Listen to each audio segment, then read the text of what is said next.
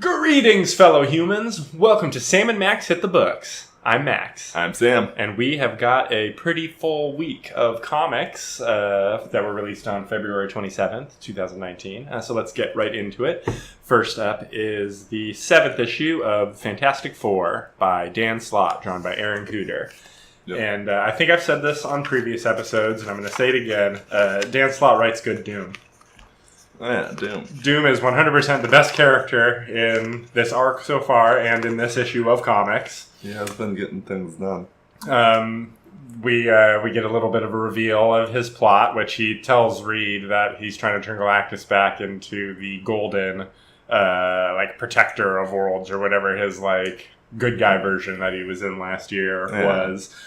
But, of course, no. What he's actually trying to do is turn Galactus into some sort of big old battery that's trapped in the mountain in Latveria while getting some good footage of the Fantastic Four helping out Latveria and then banishing them into some sort of unknown something that's going to kill them. Yeah. But, yeah, it was real good. Twisty Doom. Good Galactus. It was funny when Reed turned his hand into the Ultimate Nullifier. When he did it, I was like, ooh, Reed really just had the Ultimate Nullifier? And then when it turned out it was just his hand, I thought that was a good moment. I wondered if he actually had something or if it was just like a symbol he was making with his hand that represented something. No, yeah, you remember. It was a weird thing. It's the Ultimate Nullifier. I remember from the original. That's how they beat Galactus in his very first appearance was that device that they stole from Galactus that if you hit the button, all of reality implodes. So even Galactus fears it. Well, that's hilarious. I definitely do not remember that. Oh, man, you got to read that. That's really just 2 issues. It was across 3 issues, but it was like the second half of the first issue and then the first half of the last. But yeah, I have that giant edition. Oh, really? That's a Fantastic Four comic? Yeah, that's the original Coming of the Silver Surfer, dog. Oh, wow. Yeah, I need to get you on this, and then we can do a special episode about it. Yeah, I could read that. Yeah, remember it's that I picked up that giant, 2-foot tall edition. Oh, it's that one. It's that one. Oh, right, the one with all the nice Galactus. Yeah, that's some good Jack Kirby, man. That's right. Yeah, much better than this. Not to say anything bad about this comic, but that's all time. It's Jack Kirby. He's the best. It's Jack Kirby. It's Stan Lee. It's one of the top things ever. Yeah. This was just a pretty solid issue of Fantastic Four. Yeah, it was good. Well drawn. Good adventure. No preaching or politics or trying to be extra meaningful. Nope, just Doom's dooming and everybody's doing their thing. The Fantastic Four being heroic and it's pretty good. It's in the modern age of comics, so that's pretty good. Yeah. It's almost as good as the Terrifics, and that's saying a lot. Yeah. And I'd give it a 7. Oh, yeah, 7. Yeah, I'd give it the same. And speaking of Terrifics, moving on, we have the newest issue of the Terrifics, issue 13, The Terrifics Must Die. And I love that. Joe Bennett and Jeff Lemire on the story. It's interesting. And Dexter Vines on art. Joe Bennett's the same guy who's drawn that Hulk run that we're so into right now. And it's interesting how different the 2 books really look. Because Hulk has such a limited color palette. And this book has green. Very rainbow. Yeah, it has good art. I especially liked it in this issue. I thought you could really tell what was going on everywhere. As Mr. Terrific, he's captured by Dr. Dread and his gang of, what are they, Terribles? The Dreadfuls. The Dreadfuls. Yeah. Meet the Dreadfuls. And so his plan is to capture Mr. Terrific's girlfriend from this universe, who is Mrs. Terrific. But that doesn't really go down because she just summons in all her T cubes. And I loved the cubes instead of the T spheres. That was a nice little bit. Yeah, me too. And then they jump through a portal. Yeah, they go universe hopping in order to escape Dread and the Dreadfuls, because the Dreadfuls are pretty overpowered. They are a rubber vampire, an indestructible titanium man. They're rough. Yeah, definitely. They are not to be trifled with. The terrific team here, the 2 of them, they're not going to be enough. No, not at all. But they go universe jumping for a while, trying to escape, but Dr. Dread and the Dreadfuls Right, Dreadfuls. I just got it. They're a band. It's a band. Dr. Dread and the Dreadfuls. Yeah, exactly. They're hot on their tail, finding them in every universe they go to. And I love the page of them hopping universes because it's so many references to cool DC universes. We got Earth 51, which is the Commandy universe in the future. Yep. After that, they're jumping through Earth 5. That's the Captain Marvel universe, and we can see the lightning in the background. So Captain Marvel's over there somewhere transforming. Nice. Earth 8 is like the Marvel universe in the DC universe with the Crusader. Right. Earth 28, the Bizarro universe. And we got the Batman Beyond universe. Earth 12. So that's weird. I guess that universe is just an alternate future. Right, universe it is. That's happening right now. That is exactly what that universe is. And then Earth 30, I want to say, is the Superman Red Sun universe. The one where he was a communist. Yeah, of course, Red Sun. Yeah, but it's a play on words. Right. Yeah, So in this issue, it seems like all's lost. Dr. Dread, they're there. But luckily, the rest of the Terrifics came up with an excellent plan to find him. They called in at least one of the Strong family. I believe it's Strong's wife. Yeah, it's Tesla. Tesla Strong, you remembered it. Yeah, Tesla Strong. Yeah. Yeah, it's Tom Strong's daughter. Okay, yeah. I wasn't sure. But because it's been a little while since we've seen them, and we only had them for a brief time. The thing I'm excited about, though, that excited me the most about this issue, to be honest with you, Offspring. It's Plastic Man's son, Luke, who is now appeared to be joining the team as some sort of reserve member in his full-ass costume. Right. So he's about the same rank as Morpho Dog. Right, exactly. He's the sidekick / mascot. But, Offspring. One of the best Actually, names. That's a great name. Yeah. Yeah, but that really is a great name. And just the idea of having both of them be just having Offspring. I hope he stays on the team. Is all I'm trying to say, because that would be a fine addition. A rubber band pair. The amazing things they could make together. Right, you don't often see a pair of rubber band dudes together. Whenever Plastic Man or Offspring does something, they're always limited by the fact that they have to make a thing that's one unit. Like, they can't have pieces separate. But now we could potentially see one of them turns themselves into a giant crossbow and the other one turns into a giant arrow that is fired out. They can combine their powers, man. Do what do they call it in Chrono Trigger when dual tap. They can start doing dual taps, man. I like the sound of that for sure. I really liked this issue of Terrifics. I'd give it an 8. I would also give it an 8. Mm-hmm.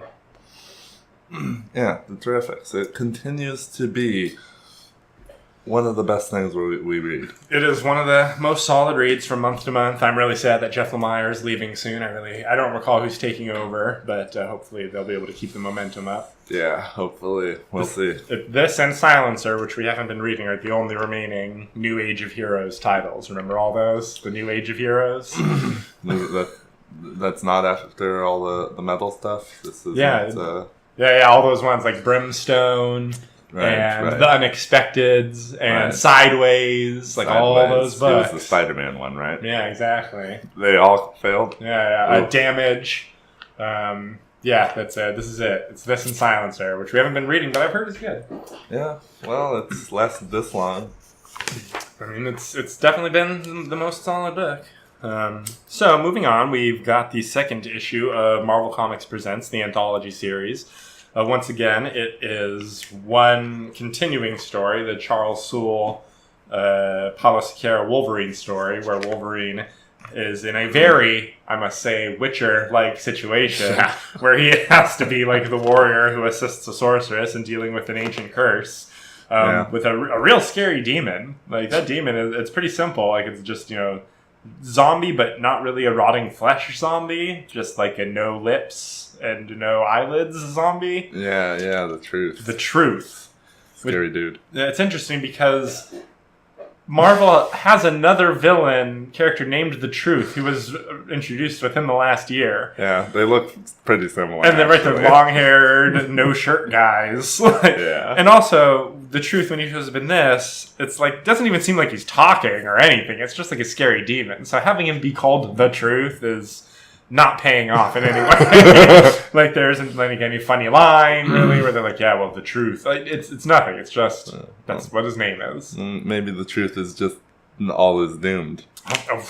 Because he can never be killed. It's a Lovecraftian, all-encompassing mortal terror. Yeah, because I guess he's like a force of nature or something. If he can't be killed, he's always coming back and he always has to get sent away. Rebanished every decade. Yeah. Yeah, so still pretty solid. Really enjoying that story. It's been definitely still the best thing in the book, both the first and the second issue. Yeah, very, very grim and cool. It's good enough to keep me coming back for the next issue, at least. Yeah. Moving on to the Mr. Fantastic story, which just stars Reed Richards, pre-Mr. Fantastic, written by Mark Waid. Drawn by, there's no way I'm going to say this right, Jibril Morissetfan?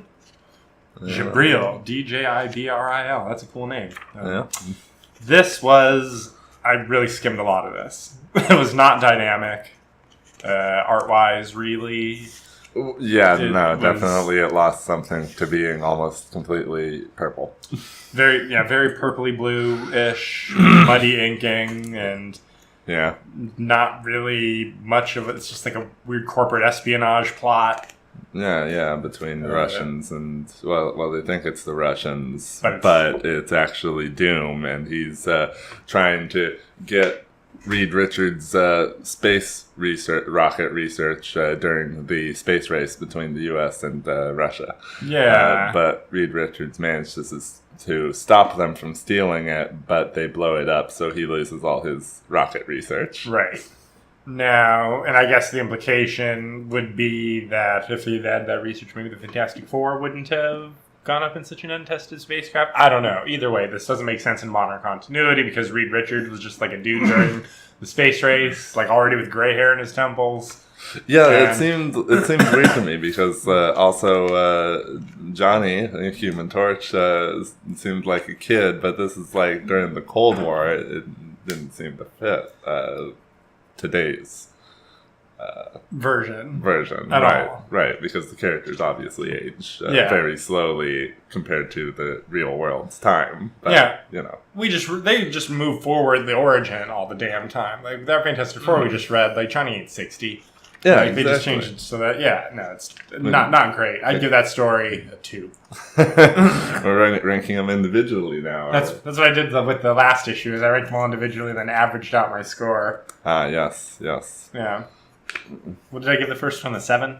Oh, you didn't say. Oh, well, that was a 7. Okay, just like the first part of the story. Yeah, I'd give it a 7. I'd give the Reed Richards a 4 because I thought it was at least a partially interesting read. Oh, fair enough. So the third short in the issue is the Gorilla Man short by David and Maria Lapham, drawn by David Lapham. I've never read a comic with Gorilla Man in it before. This seemed like a story that might be quite meaningful if you've read a comic with a Gorilla Man before. Yeah, probably, because this is like an origin. It's like an origin. An unknown origin, maybe. I wasn't clear on like a lot of the time frame some things were happening or how much was actually happening versus just like a weird vision he was having. Yeah, I wasn't sure if the vision had taken hold or if he had just ended up somewhere else fighting a bunch of monkeys. But then I think it made it clear that he was having some kind of visions because it kept flashing from one area to another. I think that for sure everything after ripping T'Challa's arm off, like that's definitely his vision. I didn't even notice that. But then he's turning into... He even says later, T'Challa, sorry I bit you in half. Oh, I read it pretty quickly. And so, yeah, it was drawn fine. And I kind of got even not knowing anything, I kind of got the ending and what the ending was going for. Right, he's the Gorilla Man, and the Gorilla Man was usually inhabited by a gorilla spirit, but he is a human spirit who became the Gorilla Man by slaying the last Gorilla Man. But still, he feels a connection after this to that lineage of gorilla men, or gorillas who were gorilla men. I give it a 4. I'd also give it a 4. I liked it just about as much as I liked the Reed Richard one. All right, so the average out, I think that puts me at like a 4-ish, and you're more of like a 6 on that average. 5, yeah. 5, yeah. I'll give it a 5 overall. Yeah, that's fine. I still like the anthology format. Like, I want to support this style of thing. And the Wolverine story is good enough to keep getting. The Wolverine story is good enough. It's intriguing. It's intriguing. It's a good... I like a good Wolverine solo story like that, where it's just like, some weird thing that's like some story in another genre, but Wolverine is just the one who happens to be starring in it. Right, exactly. Okay. Next, we have the third issue of the Martian Manhunter solo comic book. This one is by Steve Orlando and Riley Rosmo. Yes, that's what that says. Riley Rosmo, weird-ass artist. Yeah. And this was a pretty good issue, I'd say. It's, once again, Rosmo does an awesome job with the crazy art. I mean, I'm enjoying it a lot more Impact than I did originally. I do like it when things are taking more of this, like, horror, creepy bent. Yeah. Versus like a lot of just like, ooh, look how crazy Mars looks stuff from the first issue. But like all this stuff where, like John's melting and can't hold himself together, and people with their weird hairstyles. Her hair is hilarious. She reminds me of Conroy Bumpus from Sam & Max Hit the Road. Yeah, that makes sense. Big hair. And for some reason, John himself reminds me of Invader Zim. Yeah, me too. The green and the red eyes. Yeah. Big eyes, big forehead. Big red eyes. Yeah, the whole Nickelodeon over-exaggeration of everything. Yeah, I totally see it. So in this issue, John Johns has been revealed to his partner that he is a Martian Manhunter, or an alien of some sort. Right. And so he explains how he got to Earth, how he was ripped away from his family by this scientist. Yeah, got a little origin. A little updated origin. And, after coming to Earth, he mostly stayed invisible until he came upon some thugs fighting John Johns, and they shoot him. John Jones. Yeah. Sorry, right. John Johns is Martian. I think that even that is pronounced Jean. I think his Martian name is Jean Jones. Jean Jones. And then his human name is John Jones. Okay. Which it's still really what the fuck. But anyway. Definitely. Yeah. But, so he, I guess, buries John Jones. Yeah, he takes him away from the crime scene after killing the guy who killed him. And becoming this huge monster and like a street shark. Yeah, street shark. He looks pretty awesome in that. In that form, actually. Yeah, it's kind of like he DBZ'd out. Very much so. Yeah. But scarier. Oh, Rosmo would be a good DBZ artist. That'd be weird. Anyway, moving on. So he in Martian tradition takes over the life of John Jones for 10 days to give his family and friends a little bit more time to be with him. But then after 10 days, he was just like, I don't want to be invisible. I like having friends. This John Jones guy, he was a peace officer like me. I could just be him. Yeah, which it makes a lot of sense. It reminds me in a way, especially the page with the 4 panels of him watching TV kind of floating. It reminded me a lot of his origin story in Darwin Cook's New Frontier.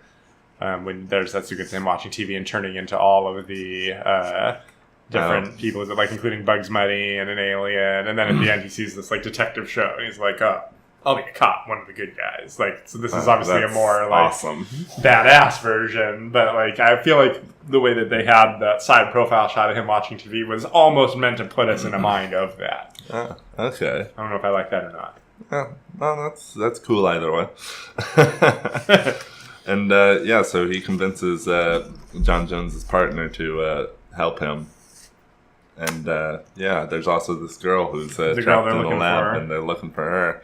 But some kind of crazy red thing has her. I think that's a red Martian. I think that's got to be a red Martian. That would make sense. Yeah. And it seems creepy. I liked this issue. I'd give it a 7. I think 7 is right. Yeah, this is a pretty solid series. I really like the art. I don't know if I would like the art on like a Justice League book, but for a weird John Jones story, like it's nice to have that weird level of cartooniness to it where they can over-exaggerate things and do real good slimy tendril things or turn into big cartoonish monsters, and it doesn't like super affect the overall tone of things. Yeah, no, exactly. It's really from Mars. Okay, moving on to issue 2 of Star Trek: The Q Conflict by Scott and David Tipton and drawn by David Messina. So, man, I gotta tell you, this is a lot of fun. Yeah, it is fun. It's like kind of like a fantasy. They do like a fantasy draft of all the different Star Trek crew members, and we end up with these wild teams of mix and match crews. I don't want to list everybody who was on every team, but I gotta say, the team with Picard, Spock, 7 of 9, and Odo is pretty overpowering in terms. I mean, I feel like the most valuable person, like singularly, is probably Data. But after him though, Odo physically and mentally, 7 of 9 and Spock together, I feel, are going to be the only chance anybody's going to have. Yeah, I mean, Tuvok's as good as Spock, potentially. Well, maybe not. You're right. Spock is a little better than Tuvok. And man, Janeway really got the scrubs, I gotta say. And having Tom Paris be on the same team as Riker seems wrong, I know. Seems wrong. But either way, I liked a lot of little things about this issue. I liked the interactions between Kirk and Worf, with Kirk having his famous Klingon aversion, but treats it very much like a Starfleet captain. It's like, if you're wearing that uniform, obviously we're on the same team in the future. Yep. That works. I really enjoyed getting to see the different shuttlecraft that each of the ships had, including that they remembered what the Defiance shuttlecraft looks like from the one episode that it appears in Deep Space Nine. Is that shuttlecraft really in Deep Space Nine? I looked it up. It's that episode where they hear the voice of the woman, and it turns out she actually died a long time ago. Yeah. But they take the Defiant to that planet, and when they go down, it's this shuttle. I can't remember what it's called, but just for that one moment. There's even like a picture on Memory Alpha of this shuttle with the nacelles up top like that and everything. I checked. Okay, I believe you. I skip that episode sometimes. What I don't get is what the hell this flap on the Voyager shuttle is. Well, isn't that... that's just a shuttle, yeah. It's not the Delta Flyer. No, it's definitely not the Delta Flyer. B, what the hell is that flap? What the hell is that? I'm sorry that you can't see this flap I'm pointing at, audience, but if you've seen the Star Trek shuttlecraft, you would know. It's basically like it has a spoiler. It's like the cargo bay door was left flipped up. Yeah, we're only seeing it from the front. Maybe it's like the top of a Roman Legionnaire's helmet. I love that Riker cheats. Well, I don't know if you can call that cheating. I love that he gets Picard with his little bit. He's memorized all the command codes for every single different shuttle on the ship. The great bit. Yeah. I liked that this Iconian world that they're having a little contest on was almost like a reference to Battleworld from Marvel's Secret Wars, where it's like a pastiche of a bunch of different areas that have all been merged into one planet. Oh, the Patchwork Planet comes in Secret Wars as well. Right? Yeah, that's both Secret Wars take place on Battleworlds. Oh, that's interesting. But yeah, the one in the most recent Wars is literally that, where it's like, all these different realities have been smashed into one, so if you cross the border, you're suddenly in a completely different reality. Cool. I do think that it's going to turn out that Quark is going to do something really valuable for Kirk's team, the way they said it. Isn't it funny that Quark and Harry Kim were the last two guys to get picked? I mean... Troy got picked. It makes sense. Well, Troy's a or an empath. Right, kind of. Yeah. Well, she's at least an empath. She's kind of a telepath. Right. But yeah, that's great. So I feel that that Quark is definitely gonna factor in big at some point because they're setting it up that way. Yeah. And Janeway's team, I think, got the win this time because it's the crappiest team and they needed to get their win early. Yeah. For sure. So this comic is 100% pure, nothing but crazy fan service, like fan fiction gone totally insane. It's a lot of fun. Yep. I mean, this is I got to give it an 8. I'm almost tempted to give it a 9. I know what you mean. So much fun. I have to give it an 8.5. All right. I mean, if you got to be a Star Trek guy, that's the thing. But if you are, and you like all the shows and love seeing that like mix of the different cast members, like all you could really necessarily ask for, in my opinion, is better art. The art holds the comic back. That's what I was going to get to, and that's why I can only give it a 7 because not that dynamic. Right, and it's just not dynamic. That's the perfect word for what it is lacking. It's very stiff. Maybe that makes sense for a Star Trek thing, but it does. Stiff. But there's still when it works for most of it, but when there is a moment where it should seem a little more dynamic, it fails. It did slightly fail, and I gotta take a point off on art also for that flap on the back of that Voyager shuttle. I didn't even notice that. Yeah, it looks stupid. But, you look at the page with all the different character headshots on it, and you can pretty much tell who everybody is. You can tell who everyone is. Well, it took me a minute to get a feel of them. Yeah, Troy and Crusher. I mean, Crusher looks like herself, but Troy doesn't look that much like Marina Sirtis. Chekhov, I think. I mean, you kind of get him by process of elimination. Yeah. Yeah. Harry Kim. Harry Kim has such a sour face. He's so mad that he was the second to last picked. And the last Starfleet officer picked. Yeah. And I think throughout the comic, O'Brien looks too at peace with everything. Yeah. O'Brien, I didn't love. He doesn't look like there's a weight on his shoulders. Yeah. Not the best. But still, very entertaining.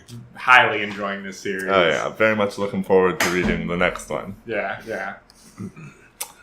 So next we got the new Batman Detective Comics by Doug Tomasi and... Peter Tomasi. Doug Monkey. Doug Monkey. I did that last time, too.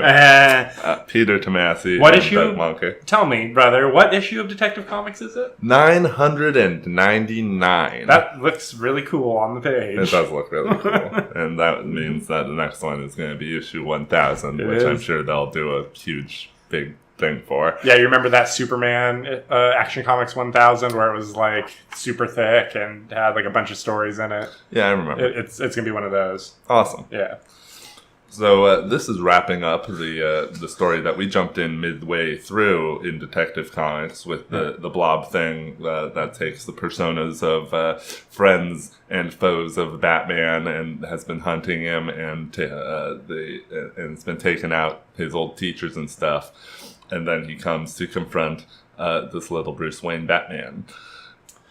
I think that we may have inadvertently increased our enjoyment of this series by coming in with it already in progress because of the revelations in this issue of what has actually been happening. Yeah, I wonder how much of that was known previously. Do you see Bruce getting into a tank? But either way, like the fact that it does turn out that this is all a simulation. This is all taking place in the Matrix. It's all taking place in the Matrix. Which was teased last time by the way that everything turned into Matrix code before he was in the cave facing little tiny Bruce. Right.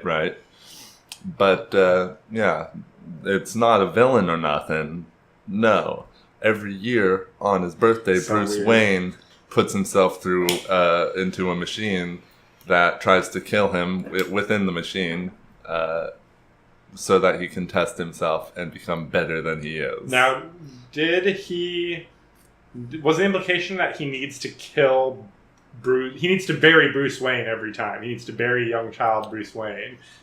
Is that what he needs to kill the child because the sacrifice that he made to have Batman be a thing was to sacrifice the childhood of Bruce Wayne.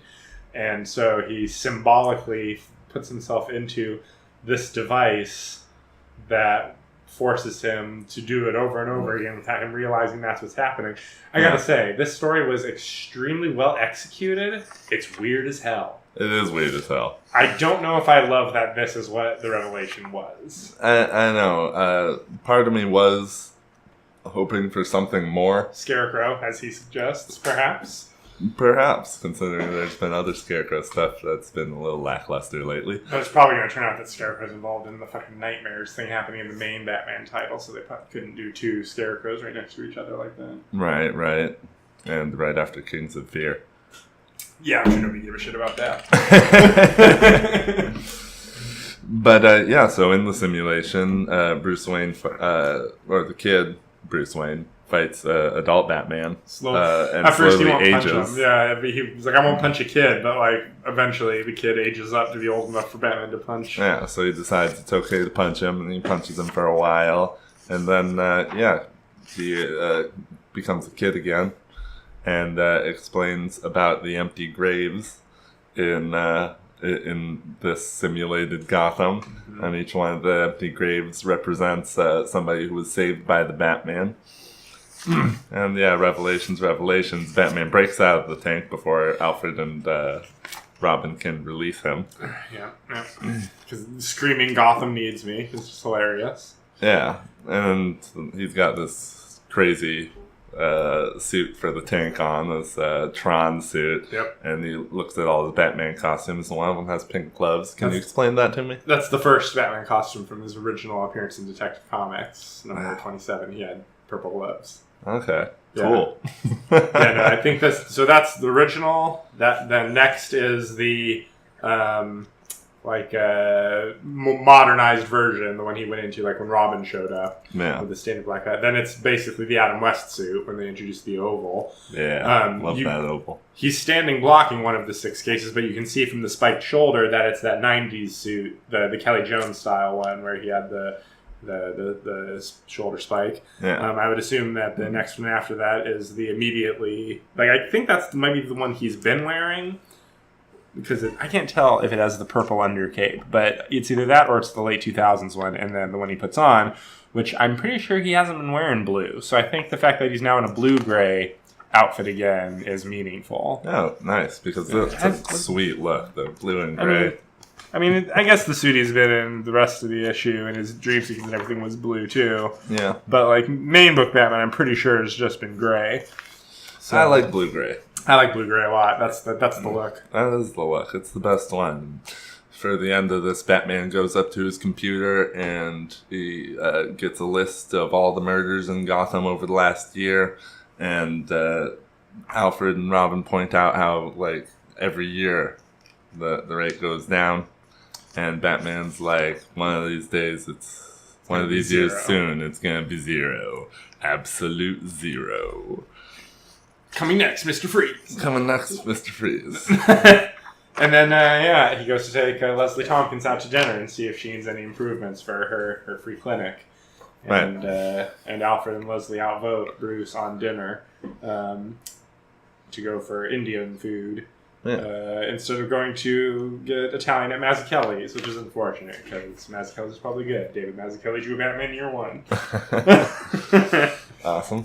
So I'd give it a 7. I thought it was good. If it could have had a little bit more, could have been something other than crazy dream. But all in all, I enjoyed it. I like the execution. I like the feeling behind the story. I like the whole thing it's trying to say about Batman. I really wish that this could have been an actual thing that was happening, but at the end of the day, man. As Alan Moore said, they're all imaginary stories. So, no, he's not wrong.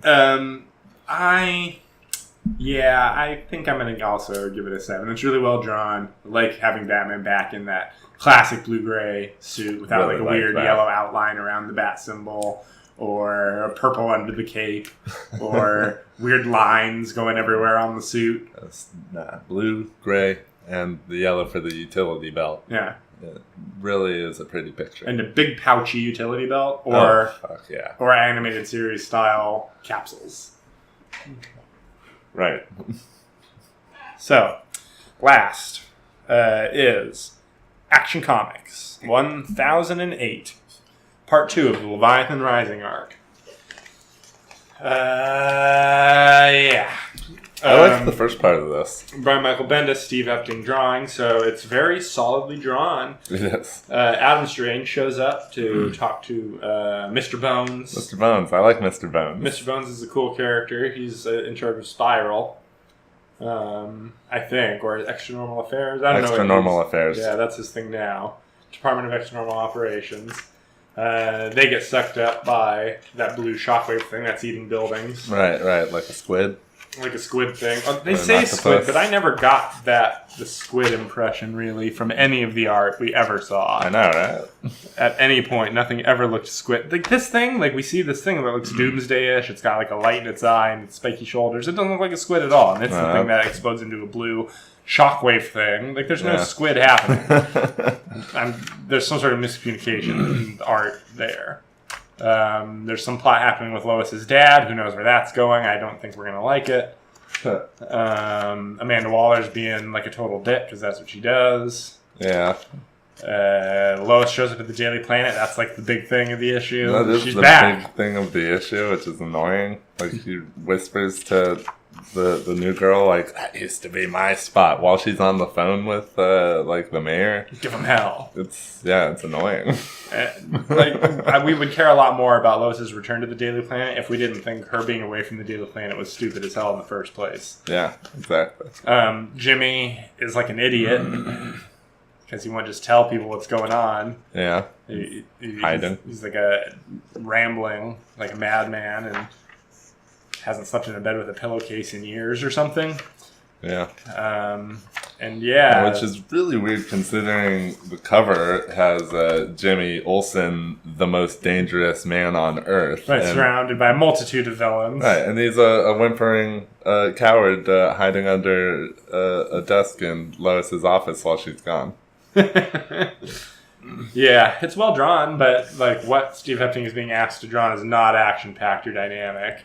Like Superman's on a couple pages real quick, and he's flying, and it's weird because like the additional splash page that goes across the top of the two pages, it just looks like he's flying by himself, but it's like a really weird angle. And then you see that he's like holding Lois, but it's like, why'd they work so hard to not have Lois be in the establishing shot? And why does it have a different color palette than the rest of the issue? The whole rest of the issue. Yeah. I liked the color palette for the splash page. I kind of wish they'd used it for the entire issue. I know, it was something like, oh, look, warm, bright colors, like sunset, things are happening. Like, somebody competently colored this, but have a bunch of pages of Daily Planet conversation, many pages. But there's definitely some Amanda Waller shooting guns. Amanda Waller. Yeah. So that's Action Comics. What would you give it, Max? I would give it a 2. 2? I give it a 2. I give it 1.5 points for being well drawn, and the writing is so boring. We got a dejaction soon, I think. I don't know how much more of this we can take. I'm afraid so. Yeah, 2. This is not worth the money. This is not a $4 experience right here. No. Especially, you buy Action Comics. You want Action Comics. I mean, people are excited because the Question is going to be showing up next issue. I always liked the Question. Question's a cool character. Are we going to like Bendis the Question? Yeah, maybe not. That could get annoying. It could get annoying, is the quote they should apply to the front of any Brian Michael Bendis comic. It might get good, but it could get annoying. Yeah. Well, that was quite a slog, but we did it. Yeah. Thanks for listening, everybody. We'll be back soon with even more comic reviews. On Sam and Max Hit the Books.